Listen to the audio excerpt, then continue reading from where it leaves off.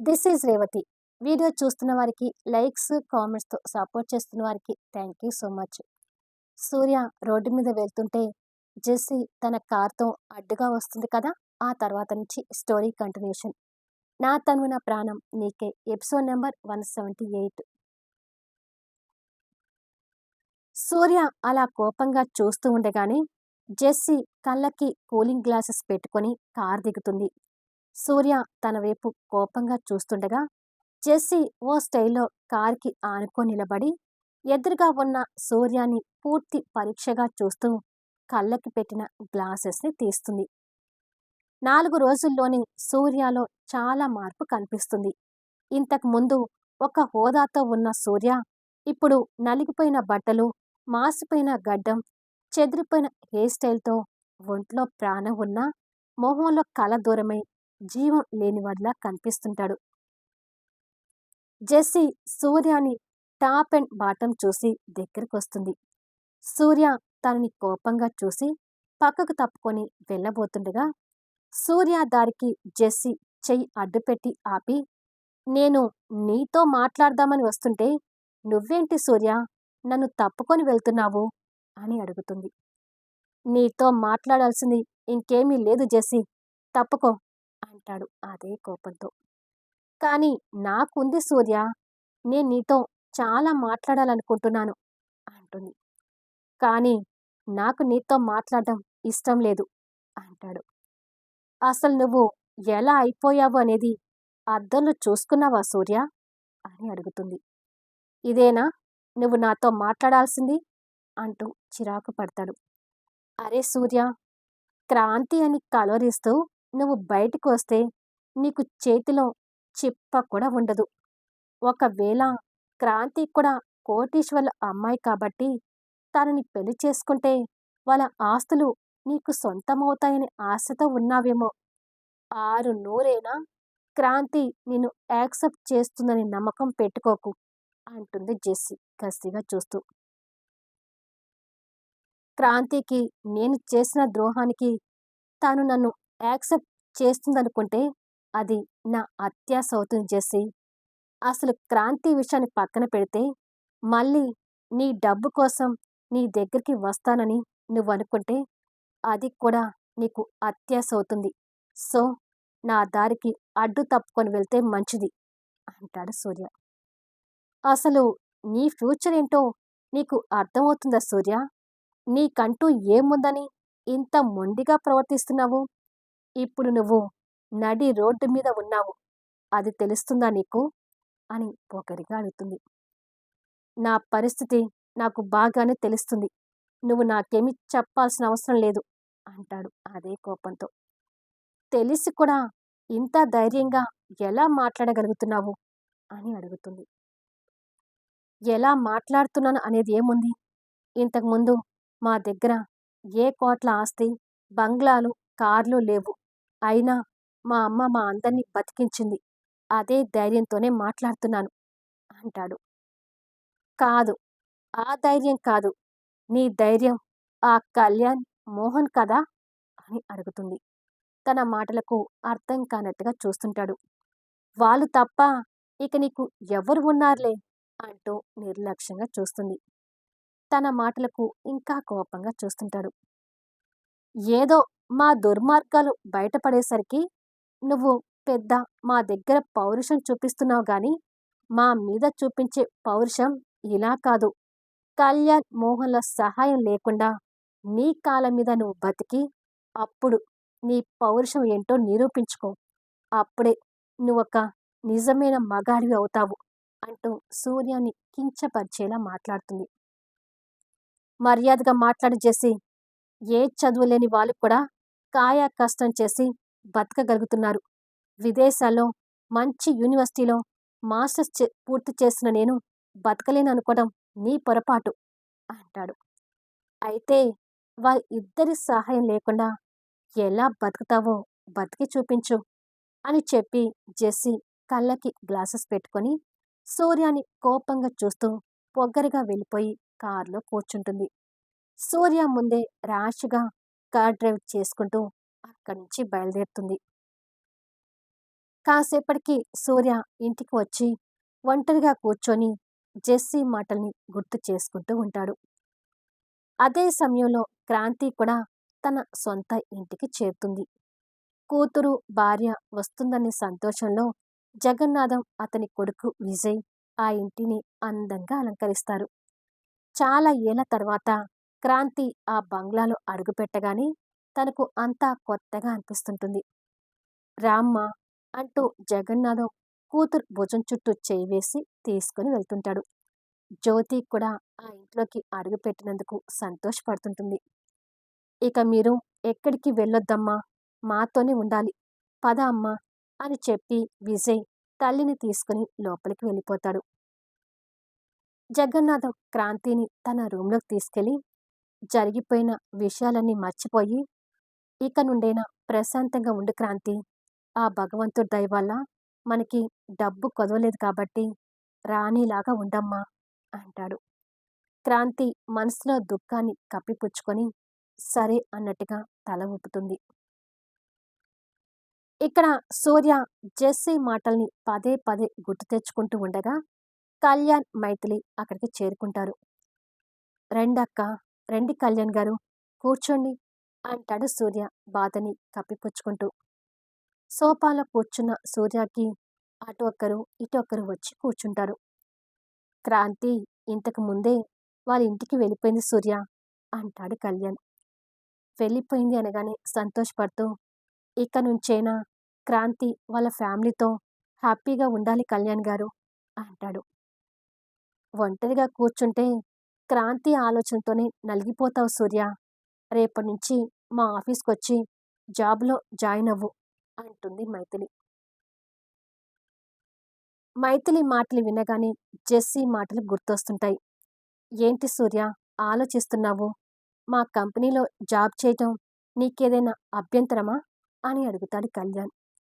అభ్యంతరమా అంటే అంటూ ఏమీ మాట్లాడలేక ఆగిపోతాడు. పోనీ మా కంపెనీలో కాకపోతే నీకు ఇంకా ఎక్కడైనా జాబ్ చేయాలని ఉందేమో చెప్పు.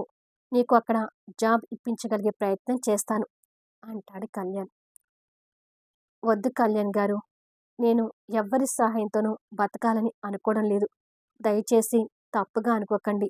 నన్ను నన్నుగా బతకనివ్వండి అంటాడు సూర్య. అది కాదు సూర్య అని మైథిలి అంటూ ఉండగా, అక్కా ప్లీజ్, నువ్వు చెప్పించిన చదువు నాకు తోడుగా ఉంది.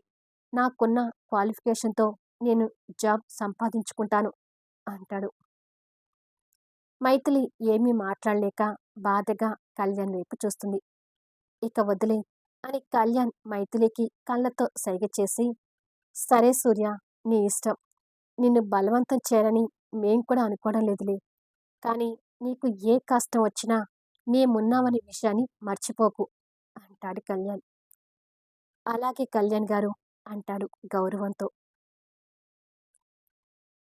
జగన్నాథం, విజయ్ కూర్చొని ఉంటే జ్యోతి కాఫీ కప్పులతో వచ్చి కాఫీ తీసుకోండి అని భర్తకి, కొడుక్కి అందిస్తుంది. ఇద్దరూ కాఫీ కప్పులు అందుకుంటారు. అమ్మ చేతి కాఫీ తాగి చాలా రోజులైంది కదా నాన్న అంటాడు విజయ్.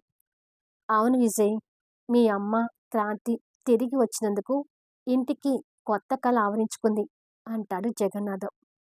ఆ మాటలు వింటూ జ్యోతి కూడా కాఫీ కప్ తీసుకుని సోఫాలో కూర్చుంటుంది. అంతలో ఎవరో వచ్చినట్టుగా డోర్ బెల్ వినిపిస్తుంటుంది. జ్యోతి లేవబోతుంటే నువ్వు కూర్చో అమ్మా, నేను వెళ్ళి చూస్తాను అని చెప్పి విజయ్ వెళ్ళి డోర్ తీస్తాడు. ఎదురుగా భాను కనిపిస్తుంటుంది. తనకి విజయ్ కనపడగానే కోపంగా చూస్తూ, ఈ దుర్మార్గుడి కారణంగానే ఇన్నాళ్ళు క్రాంతి, జ్యోతి ఆంటీ కష్టాలు అనుభవించారు అని మనసులో కోపంగా తిట్టుకుంటూ ఉంటుంది. తను క్రాంతి ఫ్రెండ్ అని విజయ్కి తెలుసు కాబట్టి, క్రాంతి కోసం వచ్చావా అని అడుగుతాడు. కాక నీకోసం వచ్చాననుకుంటున్నావా, తప్పుకో అంటూ విజయ్ని కోపంతో పక్కకు తోసి లోపలికొస్తుంది. తను తోసిన తోపుడికి విజయ్ గోడకి కొట్టుకొని నొప్పి పట్టిన చేయిని రుద్దుకుంటూ, అబ్బా ఇలా తోసి వెళ్తుందేంటి అని తిట్టుకుంటూ వెళ్తున్న తన వైపు కోపంగా చూస్తుంటాడు. భాను జ్యోతి వాళ్ళ దగ్గరికి వచ్చి, క్రాంతి ఎక్కడ ఉందా ఆంటీ అని అడుగుతుంది. నేను నీకు ఫోన్ చేద్దాం అనుకుంటున్నాను బాను. క్రాంతికి నువ్వు కాస్త తోడుగా ఉంటే తన మనసు కాస్తైనా కుదుట పడుతుంది. పైన రూమ్‌లో ఉంది. వెళ్ళమ్మా అంటుంది జ్యోతి. సరే ఆంటీ అని చెప్పి బాను పైకి వెళ్తుంటుంది.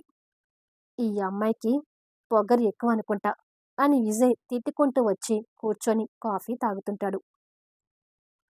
బాను రూమ్‌లోకి వెళ్ళేసరికి క్రాంతి బెడ్‌కి ఆనుకొని ఒడిలో పిల్లో పెట్టుకొని దీనంగా కూర్చొనుంటుంది.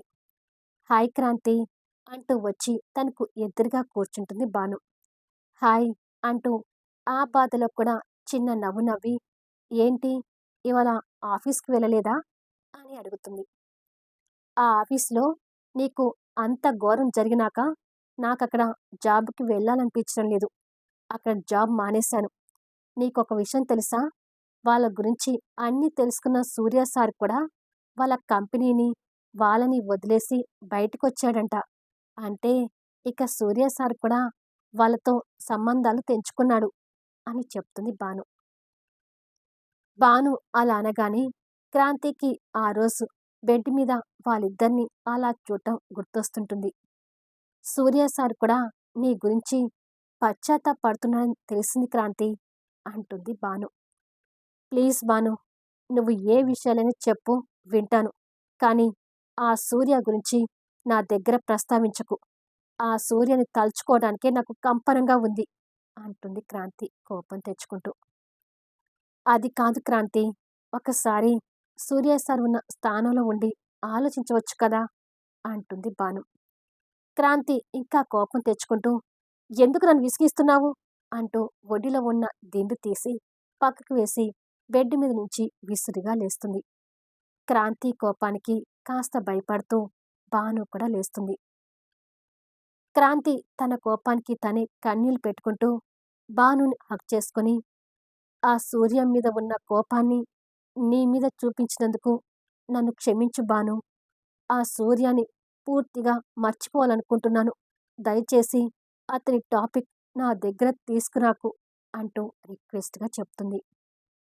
క్రాంతి ఉన్న సిట్యుయేషన్ బాను అర్థం చేసుకొని తన వెన్ను మీద చేవేసి, సరే క్రాంతి, ఇంకేమీ మాట్లాడనులే, నువ్వేడవకు అంటుంది. క్రాంతి కన్నీళ్లు తుడుచుకొని తనని చూస్తూ, ముందు నువ్వు కూర్చో అంటూ బానుని కూర్చోబెట్టి, మరి జాబ్ మానేస్తే కొత్త ఉద్యోగం చూసుకోవాలి కదా బాను, ప్రయత్నం చేస్తున్నావా అని అడుగుతుంది. ఇంకా లేదు, ప్రయత్నించాలి అని మాట్లాడుకుంటూ ఉంటారు.